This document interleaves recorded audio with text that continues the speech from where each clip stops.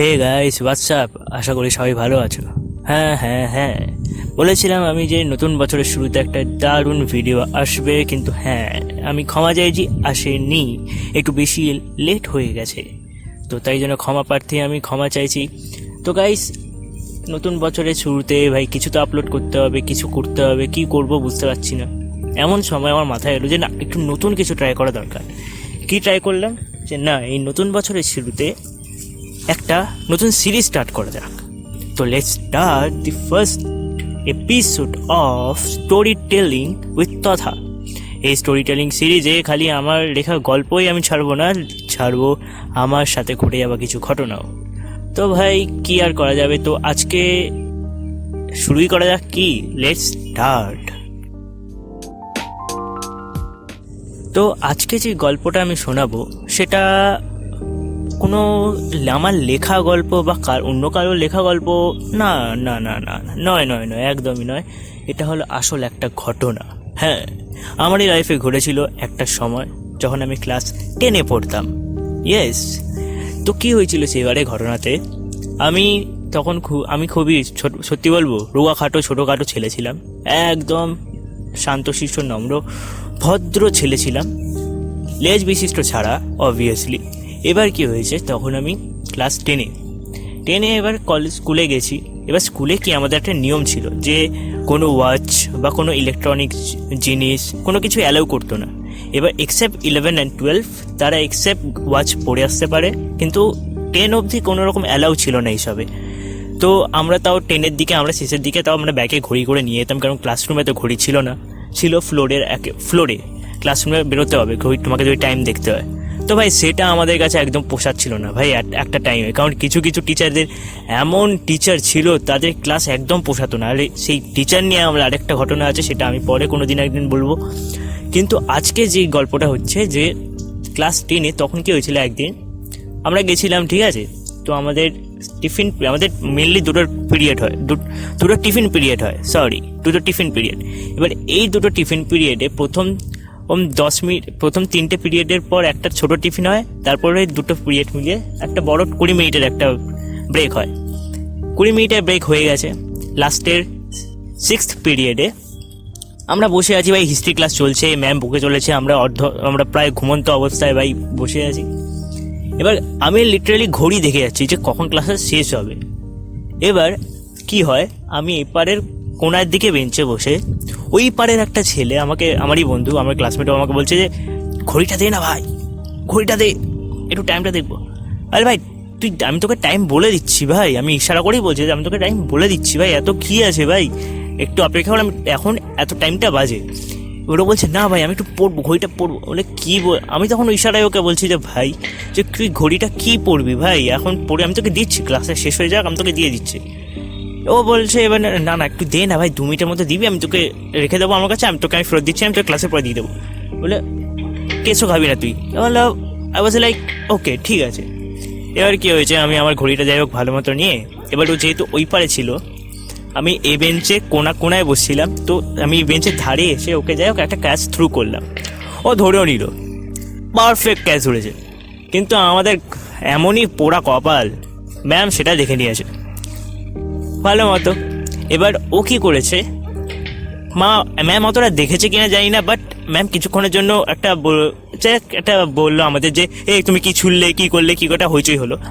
আর কিছু বললো না, ক্যাজুয়াল বলে কিছু ম্যাম এই হয়েছিল যাক, সবাই চেপে গেল। ম্যাম আবার পড়াতে শুরু করে দিয়েছে, লিটারালি পড়ানো চলছে আবার। এবার ওই মালটা এমন কি ভাই, তুই ঘড়ি পড়েছিস ঠিক আছে, বেঞ্চের তলায় দেখ, ও মালটা এমন কি বেঞ্চের উপরে হাত তুলে এরকম উল্টে পাল্টে দেখছে। আমি ওকে ভাবছি ভাই কি করছিস ভাই, আমি কিছু বলতেও তো পারবো না ক্লাসের মাঝে ভাই, পিন অফ সাইলেন্স চলছে তখন, সেই মোমেন্টে ম্যাম পড়াচ্ছে, তা কন্টিনিউ বলে যাচ্ছে, ম্যাম বুঝিয়ে যাচ্ছে, কি আর বলবো ওকে। অটোমেটিক্যালি ও তো বেঞ্চের ওপরে এরকম দেখছে, তো ম্যামের তো অবভিয়াসলি চোখে পড়ারই কথা, খুবই সিম্পল একটা ব্যাপার।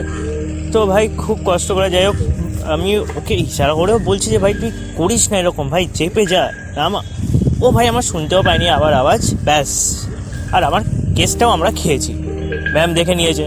এবার ব্যাস আমাদের দুজনকে না, মেনলি ওকেই বলেছে, কারণ ওর হাতে ছিল ঘড়ি, এবার ম্যাম জানিও না ঘড়িটা আমার, তো ম্যাম ওকে উঠিয়েছে। তো ও গেছে, এবার ম্যাম ওকে বলেছে, আরে এই কেসটাও তো এমন সময় হয়েছে যে ক্লাস শেষ হতে তখন 2 মিনিট মতো বাকি। তো সেই 2 মিনিটের মধ্যে ভাই বেলও পড়ে গেছে। এবার ওর আস্তে আস্তে এবার ও এসছে, ম্যাম বলেছে যে এই কী করছো, ওই করছো, এই করছো, ঘড়ি আনা মানা, এই নিয়ম আনা, ওই নিয়ম নিয়ে করে শেষে ম্যাম বললো যে ঠিক আছে ঘড়িটা আমাকে দাও।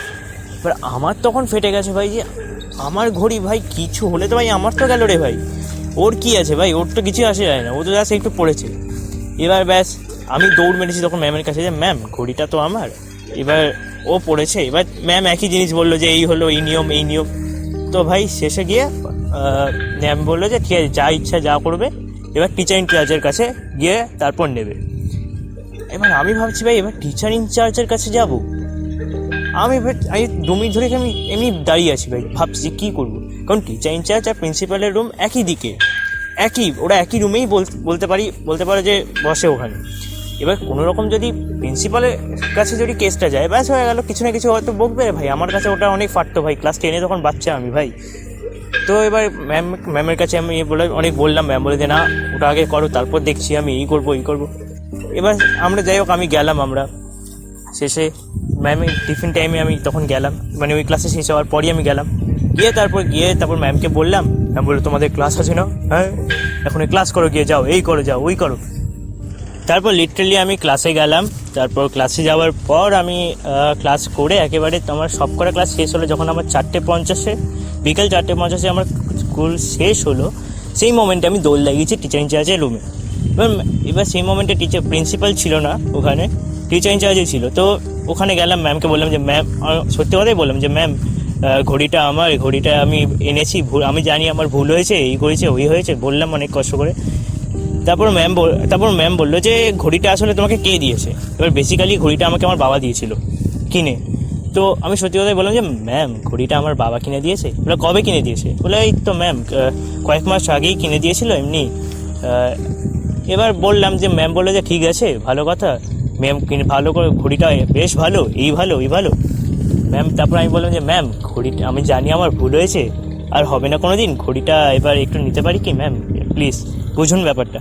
এবার আমি জানি না আমার মুখে ম্যাম কী দেখলো, কীভাবে বুঝলো যে আমি সত্যি কথা বলছি না মিথ্যা কথা বলছি। যাই হোক ভেবেছে হয়তো ছেলেটা ভালো, সত্যি ঘড়িটা ম্যাম আমাকে দিয়ে দিল। শেষে অনেক কিছুই বললো যে খেয়াল রেখো, এই করো ওই করো। এবার বেসিক্যালি আমার ওটা ভালো লাগলো যে ভাই যে ম্যাম আমাদের বুঝলো আমাকে, যে ঘড়িটা নিয়ে আমি একটা দারুণ একটা এক্সপিরিয়েন্স হলো যে ভাই কী হলো ব্যাপারটা আমার স্কুলে আমার লাইফে। কিন্তু যখন আমি বেরোলাম, যখন আমি গাড়ি করে আমি স্কুল থেকে যেতাম আর আসতাম, তো সেই মোমেন্টে তো যখন গাড়ি তখন আসেনি আমাদের, তখন আমি বসেছিলাম গাড়ির জন্য ওয়েট করছিলাম ছুটি হওয়ার পর, তখন আমি ভাবছি জাস্ট যে ভালো এক্সপিরিয়েন্স হলো ভাই আমাদের এটা। কোনো নিয়ম যদি না মেনে এরকমভাবে, ঠিক আছে ভাই কিছু কেস হলে হতো, কী আর হতো, খুব বেশি জোর কী হতো, কেস তো খেতাম না খুব বেশি জোর। যাই হোক বেসিক্যালি তারপর আমি বাড়ি ফিরি, তারপর সব কিছু তারপর হয়। বেসিক্যালি আমি আমার মা বাবাকেও বলিনি কেসটা, কেউ জানে না, এটাই প্রথম তোমাদের কাছে রিভিল করলাম কেসটা কি হয়েছিল, ঘড়ির কেস। তো তারপরে বাড়ি ফিরলাম, তারপর বাড়ি ফিরে সব কিছু তারপর নর্মাল যা কিছু হলো। এই ছিল আমার এই একটা ঘড়ির গল্প ক্লাস 10-এ, যেখানে আমার মারাত্মক ফেটেছিল ওই টিচার ইনচার্জের কাছে গিয়ে। হ্যাঁ ভাই ফেটে তো ছিল ভাই, সত্যি বলো ফেটে ছিল আমার বিষয়। তারপর আর কি কেমন লাগলো এই এক্সপিরিয়েন্সটা আমি তোমাদের কাছে শেয়ার করলাম, যে সেটা কেমন লাগলো একবার বলো। ভালো লাগলে অবশ্যই লাইক করো, চ্যানেলটাকে সাবস্ক্রাইব করো। আর পরে ওই যে কোন গল্প আমি আবার আনবো তোমরা অবভিয়াসলি কমেন্টে জানিও।